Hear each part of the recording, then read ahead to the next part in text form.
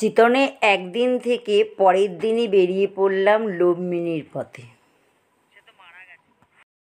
শুরু করা যাক লুম্বিনীর গল্প, গৌতম বুদ্ধের শান্তির বাণী। এখানে বিভিন্ন দেশের টেম্পল আছে, মোট 14টি টেম্পল, কিন্তু সব টেম্পলই খোলা নেই।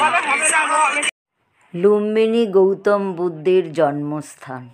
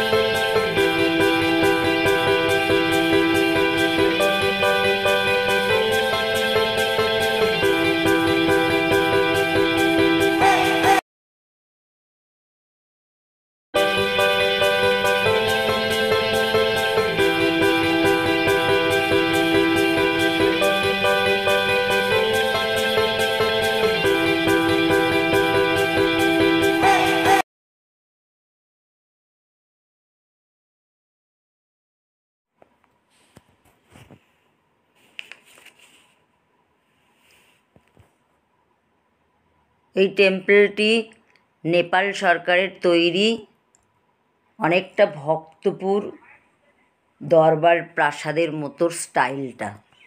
তোকে আমি একটু তুলে নিই।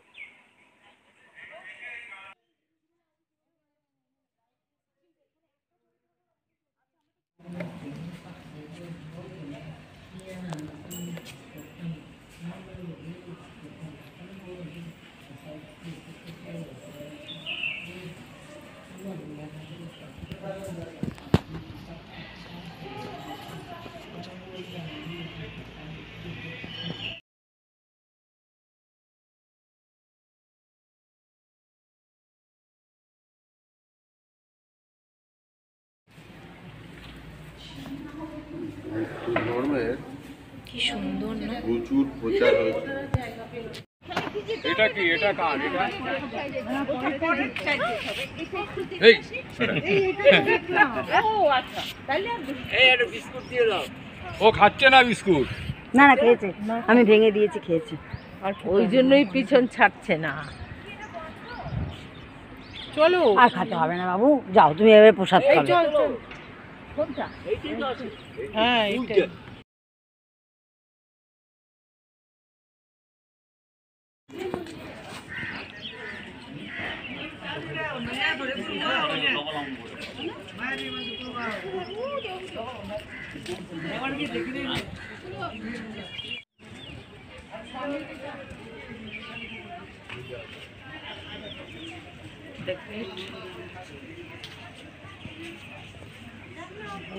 এইটাই লোটাস।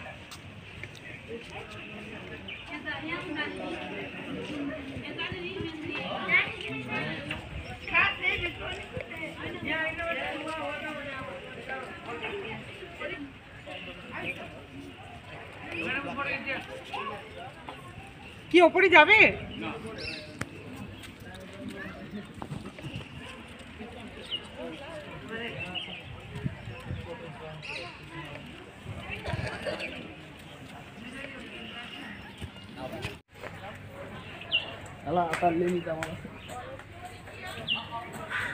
টুকুন টুকুন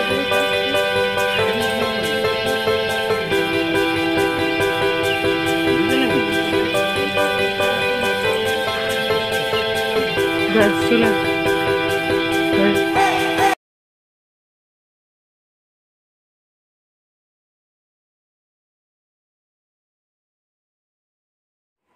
এটিকে অখণ্ড দ্বীপ বলে। এখানে সব সময় আগুন জ্বলে থাকে। এরপর আমরা মায়াদেবী টেম্পলে যাব। মায়াদেবী টেম্পলে যেতে গেলে টিকিট কাটতে হবে। টিকিট নেপালি কারেন্সি অনুযায়ী 64 টাকা। মায়াদেবী টেম্পলের অনেকটা পথ হেঁটে যেতে হবে এবং জুতো খুলে প্রত্যেককে যেতে হবে। আজ থেকে 2500 বছর আগে খ্রিস্টপূর্ব 563 সালে জন্মগ্রহণ করেছিলেন গৌতম বুদ্ধ। আমি ভিক্ষা করে ফিরতেছিলাম গ্রামের পথে পথে, তুমি তখন চলেছিলে তোমার স্বর্ণরথে। অপূর্ব এক স্বপ্ন সম লাগতেছিল চক্ষে মম। কি বিচিত্র শোভা তোমার, কি বিচিত্র সাজ। আমি মনে ভাবতেছিলেন, এ কোন মহারাজ। আজি শুভক্ষণে রাত পোয়ালো, ভেবেছিলেম তবে আজ আমারই দাঁড়ে দাঁড়ে ফিরতে নাহি হবে।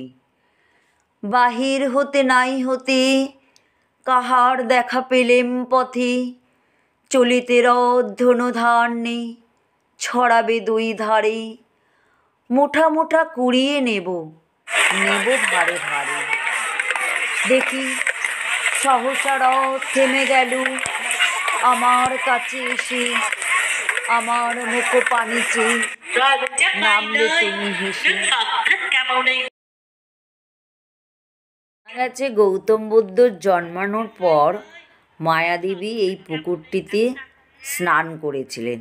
তাই এই পুকুরটি খুবই পবিত্র পুকুর হিসাবে সকলের কাছে এখনও পরিচিত। দেখে মুখের প্রসন্নতা জুড়ে এলো সকল ব্যথা।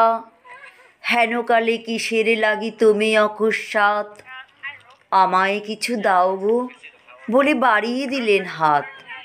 মরি এ কি কথা রাজাদিরাজ, আমায় দাও গো শুনে ক্ষণকালের তরে রইনু মাতা নিচু।